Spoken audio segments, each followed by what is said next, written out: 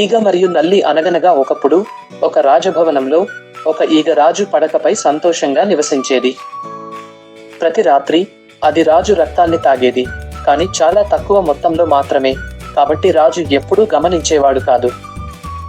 ఒకరోజు ఒక నల్లి రాజభవనంలోకి తిరుగుతూ వచ్చి ఆ ఈగను చూసింది. నల్లి ఇలా అంది, స్నేహితురాలా, నువ్వు ఇక్కడ ఎంత హాయిగా జీవిస్తున్నావు. దయచేసి నన్ను కూడా రాజు రక్తం తాగనివ్వు.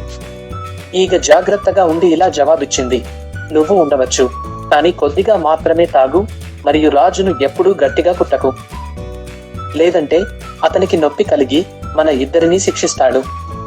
కానీ ఆ దురాశ గల నల్లి వినలేదు. ఆ రాత్రి ఆ నల్లి రాజును గట్టిగా కుట్టింది.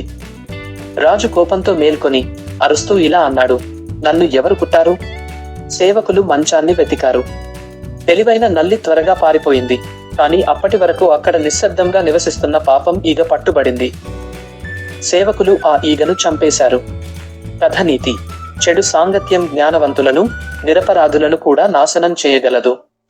దురాశపరులు, జాగ్రత్త లేని సహచరుల నుండి దూరంగా ఉండండి.